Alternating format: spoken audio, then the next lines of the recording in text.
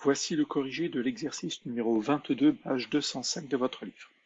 Quelques réactions de synthèse.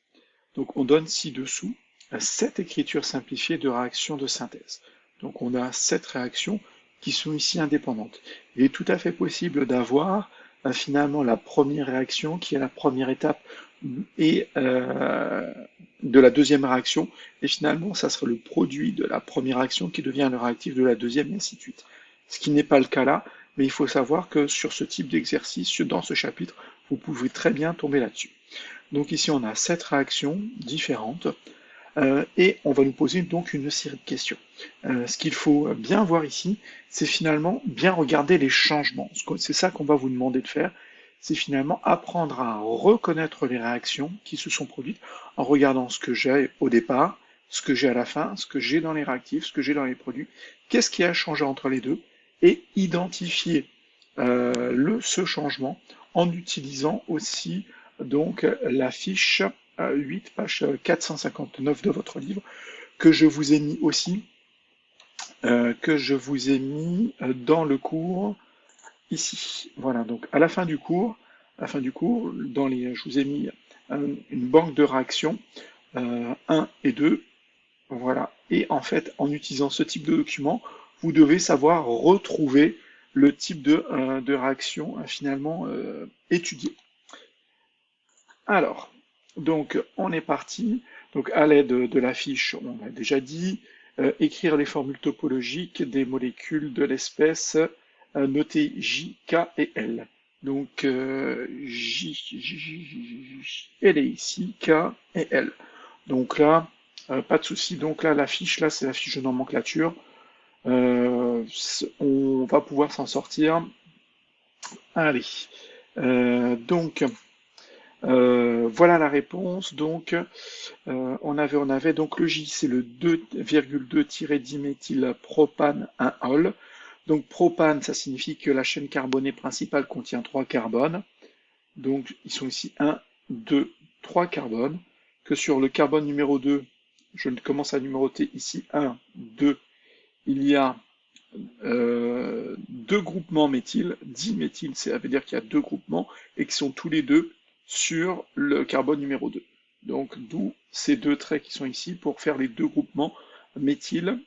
Et sur le carbone numéro 1, j'ai une fonction, un groupe hydroxyle OH. Donc voilà. Ensuite, pour le cas, c'est le propanoate de 2,2 diméthylpropyle. Là, OH de il, OH de il, ça signifie que c'est un ester. Ça veut dire que là, on va commencer par nommer la partie de l'ester contenant le carbone lié aux deux atomes d'oxygène, donc ce carbone ici, qui est lié à cet atome d'oxygène et à l'autre atome d'oxygène. Donc propanoate, c'est le nom de cette partie-là. Et ensuite, le 2,2 diméthylpropyle, c'est cette partie-là de la molécule. Donc propanoate, 3 carbones, donc 1, 2, 3, double liaison O, simple liaison O, et la partie ici, c'est le 2,2 diméthylpropyle. Propyle, toujours 3 carbones, donc 1, 2, 3, et sur le numéro 2, diméthyl, comme on l'a vu juste avant, donc deux groupements méthyl, c'est-à-dire un seul carbone accroché. Enfin, le butane de Hall. Butane de Hall, c'est un alcool, c'est-à-dire un groupe hydroxyle OH qui est accroché sur le carbone numéro 2. Et butane signifie que c'est un enchaînement de carbone avec 4 carbones. Donc 1, 2, 3, 4. Et sur le deuxième, j'ai mis OH. On aurait pu très bien dire que le deuxième c'était celui-ci et mettre le OH ici, ça n'aurait rien changé. Ensuite, recopier les formules topologiques de A, B, C, E, G, F, G, J et L, repérer les groupes caractéristiques présents, puis nommer les familles fonctionnelles associées. Donc là, c'est pas trop compliqué. C'est simplement du recopiage. J'entoure le carbone qui est lié par une double liaison à l'oxygène, et c'est un groupe aldéhyde parce qu'on est en bout de chaîne. C'est-à-dire que ce carbone est le dernier de la chaîne, il n'est pas accroché à d'autres carbones pour poursuivre, il est accroché à un seul carbone et pas deux, donc c'est un groupe aldéhyde. Là, quand on a OH, c'est donc une famille fonctionnelle alcool. Là, ce carbone est accroché à 2 carbones, Donc, contrairement ici, ce n'est plus une famille fonctionnelle aldéhyde, mais c'est cétone. OH, on l'a vu tout à l'heure, alcool. On a ici, quand on a I pour iode, Br pour brome, Cl pour chlore ou F pour fluor, ça signifie que là, on a des halogènes, donc c'est un halogéno-alcane. Pour être plus précis, c'est un halogéno-alcène, vu qu'ici, il y a une double liaison carbone-carbone, donc ce n'est plus un alcane, mais un alcène. Et enfin, le groupement OH, donc le groupe hydroxyle, caractéristique d'une famille fonctionnelle alcool. Ensuite, on continue à l'aide de la banque de réaction. Donc là, on va utiliser la banque de réaction, déterminer les réactifs permettant de réaliser les transformations A, E et F. Donc pour la première réaction, donc c'est là où il va falloir être observateur et connaître le vocabulaire, c'est-à-dire les familles fonctionnelles et les groupes caractéristiques. Donc là, c'est un aldéhyde qui est transformé en alcool. Donc quel est le réactif qui me permet de transformer un aldéhyde en alcool? Eh bien, je vais prendre ici, donc, là, on a les précurseurs, c'est-à-dire les réactifs. La cible, c'est ce que j'obtiens, c'est-à-dire les produits. Et ensuite, on m'explique comment le faire. Donc ici, je vais chercher aldéhyde et je vais essayer de trouver ici alcool. Donc, alcool, acide carboxylique, alcool, voilà, acétone, voilà, ou aldéhyde, un aldéhyde transformé en alcool, c'est possible ici. Aldéhyde transformé en alcool, c'est possible ici aussi. Donc, ici, il y a plusieurs possibilités et ce n'est pas étonnant. Donc, on a un aldéhyde transformé en alcool, on va prendre la première. Donc, on a bien C double liaison O transformé en OH, comme on l'avait dans le cours, et comme dans l'exercice. Et on voit qu'on utilise NaBH4 avec de l'éthanol. L'éthanol joue le rôle de solvant et NaBH4 ne réduit que les alcools et les cétones. Donc, ici, on a bien un aldéhyde, les aldéhydes et les cétones. Donc, on a bien un aldéhyde qui va être réduit. C'est une réaction de réduction ici en alcool. Donc, hop, voilà pour... Ah oui, j'avais oublié le K et le L ici, pardon. Excusez-moi, donc là c'est une fonction S, une famille fonctionnelle ester, là toujours alcool.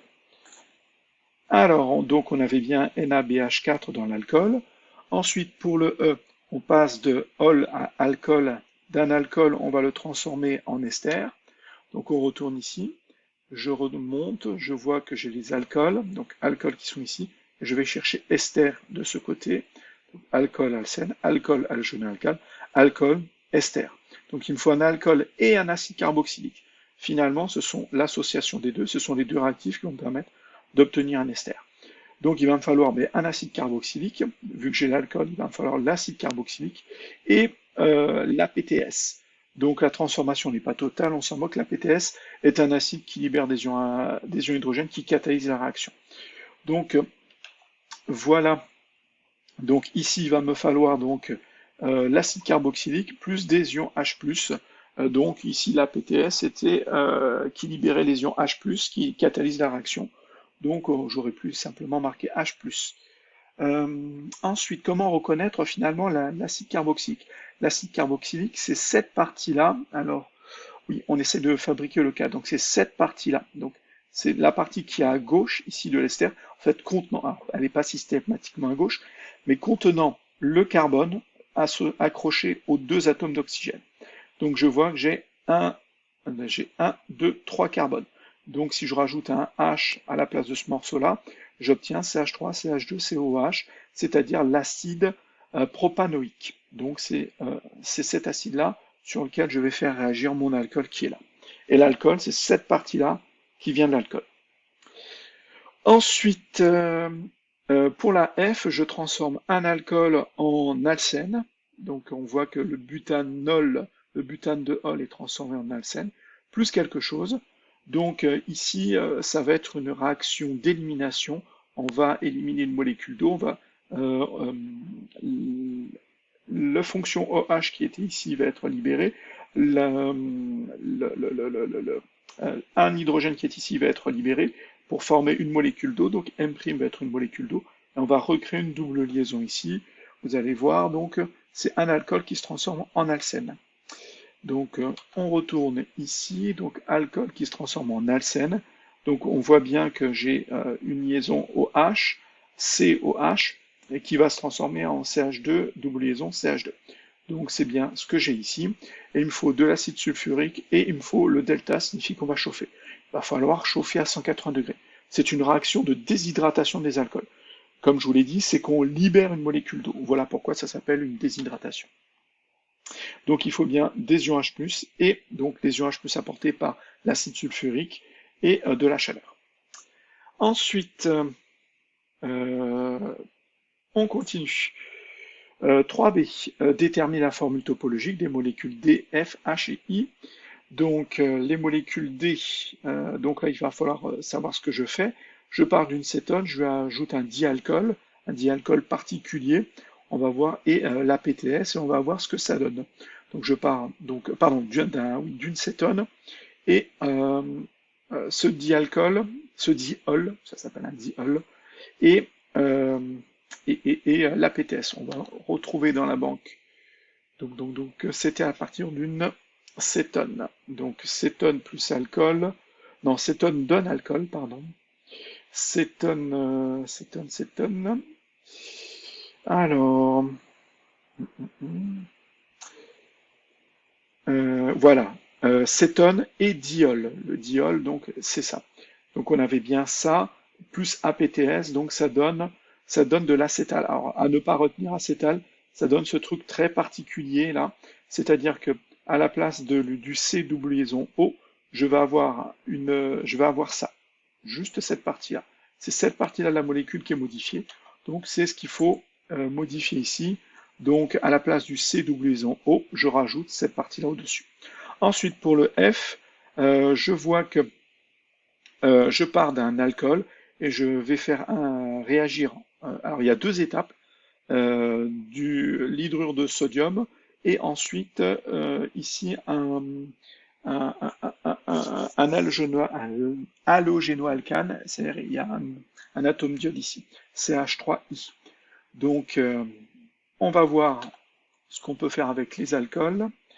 Donc alcool et halogénoalcane, non, c'est pas ce qu'il faut faire. Alors, c'était.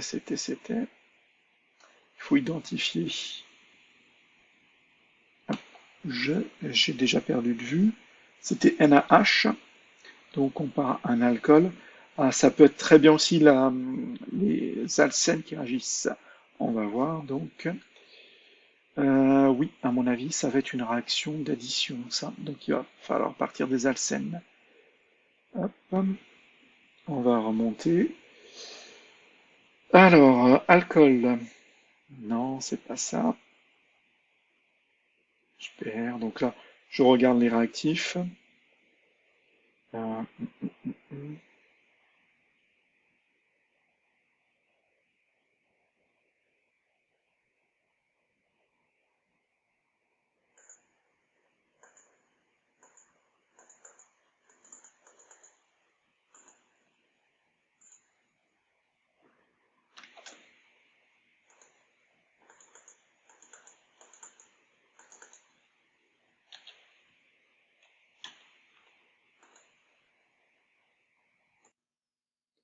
Donc voilà, on a bien l'alcool et un halogénoalcane qui sont les deux réactifs. Donc il y avait deux étapes. Donc ici, on va faire une réaction acido-basique. On va venir arracher l'ion H+ ici. Et on voit qu'on nous dit qu'ici que le réactif peut être NH2 ou NaH. Et ensuite, on prend un halogénoalcane pour faire une réaction de substitution. Et on va rajouter donc l'halogénoalcane au bout. Donc si je reviens ici, hop, je vois que l'halogénoalcane, donc ici je vais virer le H+, pour avoir au moins, et ensuite je vais y ajouter donc le CH3. Donc sur le O, j'ajoute un CH3, c'est-à-dire un carbone. Je vais continuer cet exercice dans une autre vidéo maintenant.